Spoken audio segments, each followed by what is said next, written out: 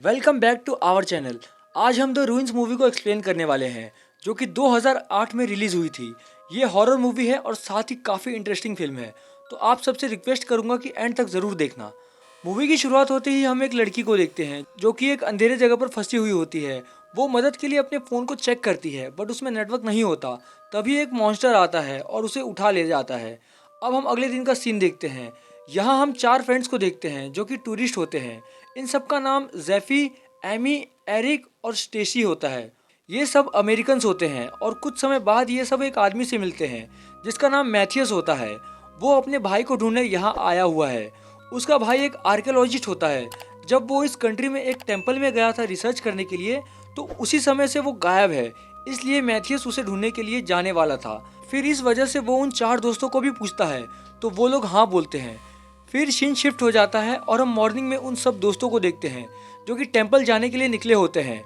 कुछ दूर का सफ़र पूरा करने के बाद वो सब की मुलाकात एक टैक्सी ड्राइवर से होती है, जहां वो सब टैक्सी ड्राइवर से बोलते हैं कि वो उन्हें जंगल में मौजूद उस टेंपल के पास ले चले। तभी ड्राइवर उन्हें काफ़ी समझाता है कि आप लोग वहां मत जाओ, वो काफ़ी डरावना जगह है, अगर वहां गए तो वापस नहीं आ पाओगे। लेकिन वो सब उससे पैसा देते हैं, तो पैसे की लालच की वजह से वो उन सबको उस जगह पर ड्रॉप कर देता है।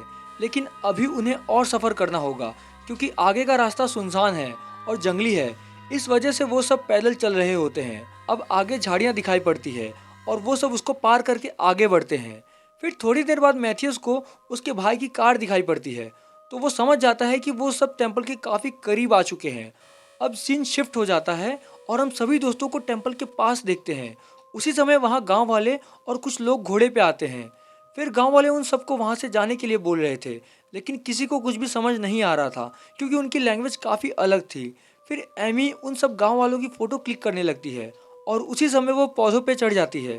तभी सारे गांव वाले गुस्सा हो जाते हैं और अपना हथियार निकाल लेते हैं।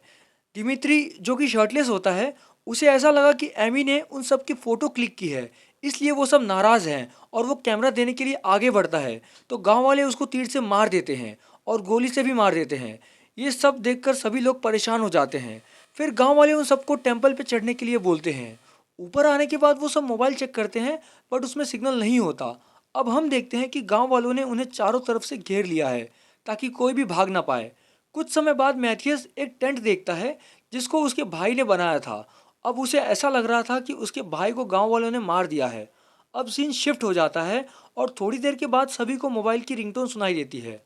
फिर सारे एक गुफा में झांकते हैं क्योंकि वो साउंड अंदर से आ रहा था। मैथियस डिसाइड करता है कि वो अंदर जाएगा और फ़ोन लेकर आएगा ताकि वो सब मदद के लिए किसी को बुला सके। जैसे ही मैथियस रस्सी के सहारे नीचे जाता है, उसी समय रस्सी कमज़ोर होने की वजह से टूट जाती है और बेचारा सीधे नीचे गिर जाता है और बेहोश हो जाता है। अब ये घटना देखकर सारे दोस्त परेशान हो जाते हैं और फिर सब ये डिसाइड करते हैं कि स्टेसी नीचे जाएगी और वो मैथियस और फ़ोन दोनों को लेकर आएगी। फिर प्लान के हिसाब से स्टेसी जब नीचे जाती है तो रस्सी छोटी पड़ जाती है, इसलिए वो जंप करके नीचे कूद जाती है। इस वजह से उसके पैर में चोट लग जाती है, लेकिन वो पैर से पत्थर निकालकर आगे बढ़ती है। अब वो मैथियस को देखती है, उसके पाँव की दोनों हड्डी टूट चुकी है। ये बातें वो चिल्लाकर जैक को बताती है क्योंकि वो मेडिकल स्टूडेंट है। जैक बोलता है उसका ट्रीटमेंट अगर करना है तो उसे ऊपर लाना होगा। और अब वो सारे दोस्त मिलकर एक छोटा सा पालकी बनाते हैं। उसमें एक लड़की बैठकर नीचे जाती है ताकि वो दोनों को वापस ला सके। फिर वो लड़की और स्टेसी मैथियस को उस पालकी पर लेटा देते हैं और सब ऊपर आ जाते हैं। उस बेचारे का काफ़ी खून बह रहा था, इसलिए एमी नीचे जाती है और गांव वालों से हेल्प मांगती है, लेकिन वो सब उसकी हेल्प करने से मना कर देते हैं। तो वो गुस्से में पौधों को उखाड़कर उन पर फेंकती है। पौधों का टुकड़ा वहां खड़े एक बच्चे के ऊपर गिरता है। ये देखकर सारे गांव वाले अपने हथियार उसकी तरफ कर देते हैं और उसे टेंपल के ऊपर जाने के लिए बोलते हैं। वो बच्चा मना कर रहा होता है, इसलिए वो गांव वाले उसको मार देते हैं। अब ये सब कुछ देखने के बाद एमी और उसका फ्रेंड दोनों काफ़ी डर जाते हैं और वापस टेंपल के ऊपरी हिस्से पर चले जाते हैं। वहाँ जैक बोलता है कि ज़रूर इस पौधों में कुछ है, इस वजह से जब भी कोई इसके संपर्क में आता है तो गांव वाले उसे मार देते हैं। फिर वो बोलता है कि हम सब ने इन पौधों को टच किया है, यानी कि अब ये लोग हमें भी धीरे धीरे मार देंगे। फिर सीन शिफ्ट हो जाता है और मॉर्निंग होते ही स्टेसी देखती है कि उसके पाँव को पौधों ने पकड़ रखा है और इस वजह से स्टेसी को काफ़ी पेन हो रहा था और वो बहुत डरी हुई भी थी। उसके बाद जैक सब पौधों को उसके पाँव से निकालता है। फिर मैथियस एमी को बोलता है वो ब्लैंकेट को हटा दे क्योंकि उसके पाँव में काफ़ी दर्द हो रहा है, उसे देखना है कि ये किस वजह से हो रहा है। जैसे ही एमी ब्लैंकेट को हटाती है तो वो सब देखते हैं कि उन पौधों ने उसके पैर को फंसा रखा है और आधा पैर खा चुके हैं। अब सब काफ़ी उदास हो जाते हैं और जैक दोनों लड़की को वापस गुफा में भेजता है ताकि वो फ़ोन लेकर आए। जैसे ही वो दोनों लड़की नीचे जाती है वहाँ उन्हें एक हॉन्टेड लड़की दिखाई देती है और उसके हाथ में मोबाइल फ़ोन भी होता है। वो लोग उसे मोबाइल ले लेते हैं, लेकिन ये क्या, मोबाइल तो टूटा हुआ है। तो फिर रिंगटोन की आवाज़ कहाँ से आ रही थी? अब उनको ये बात मालूम हो जाती है कि रिंगटोन की आवाज़ कोई और नहीं बल्कि ये पौधे ही निकाल रहे थे। फिर वो हॉन्टेड लड़की उन पे अटैक करने ही वाली होती है कि जैक उन दोनों लड़की को ऊपर खींच लेता है। ऊपर आने के बाद वो दोनों लड़कियां बताती है कि जब वो नीचे थी तो वहां उन्हें एक घोस्ट दिखाई दिया और साथ ही साथ उन दोनों पर अटैक करने की कोशिश भी की, लेकिन दोनों किसी प्रकार से बच के ऊपर आ गई। और जो रिंगटोन का साउंड था वो फ़ोन से नहीं आ रहा था बल्कि ये पौधे ही हैं जो ये साउंड क्रिएट कर रहे थे। फिर नेक्स्ट सीन में जैक बोलता है कि अगर हमें मैथ्यूस को बचाना है तो सबसे पहले उसके पैर को काटना होगा और अगर हमने ऐसा नहीं किया तो वो मर भी सकता है।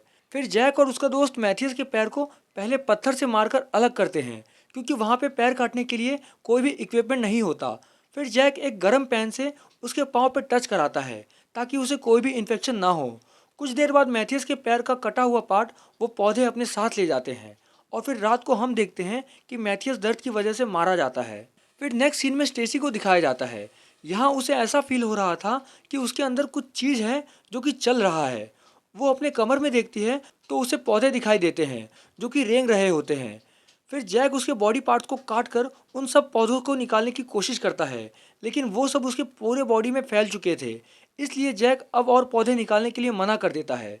थोड़ी देर बीत जाती है और हम स्टेसी को फिर से देखते हैं जो कि चाकू के सहारे अपने बॉडी को काट काट कर उन पौधों को निकाल रही होती है। ये सब सीन उसके दोस्त भी देख लेते हैं तो वो अपने दोस्तों से कहती है कि प्लीज़ तुम लोग मुझे मार दो क्योंकि मैं और दर्द नहीं सह सकती। उसके दोस्त उसे ऐसा करने से रोक रहे होते हैं कि अचानक गलती से वो अपने फ्रेंड को चाकू से मार देती है। उसे मारने के बाद वो काफ़ी रो रही थी। ये सब देखकर जैक डिसाइड करता है कि उसे मार देगा।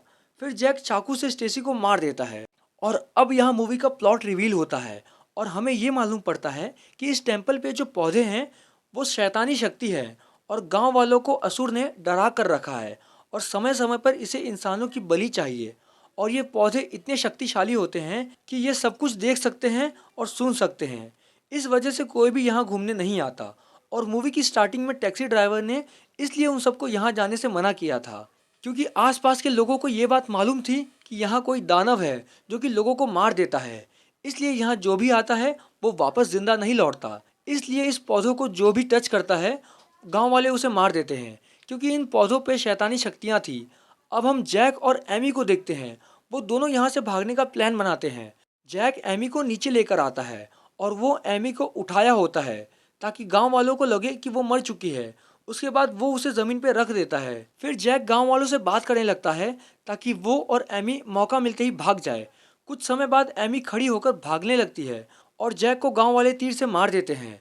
वहीं दूसरी तरफ एमी भागकर कार में आकर बैठ जाती है और वहां से भाग जाती है। थोड़ी दूर आने के बाद एमी देखती है कि वो पौधे उसके बॉडी के अंदर है, यानी कि अब वो भी मर जाएगी। और इसी के साथ ये मूवी यहीं पे समाप्त हो जाती है। अगर आपको इसी प्रकार और भी मूवीज़ का समरी चाहिए तो हमारे चैनल को सब्सक्राइब कर ले और चैनल पे ऑलरेडी काफ़ी वीडियो है तो उन्हें भी देखिए और इन्जॉय करें। धन्यवाद।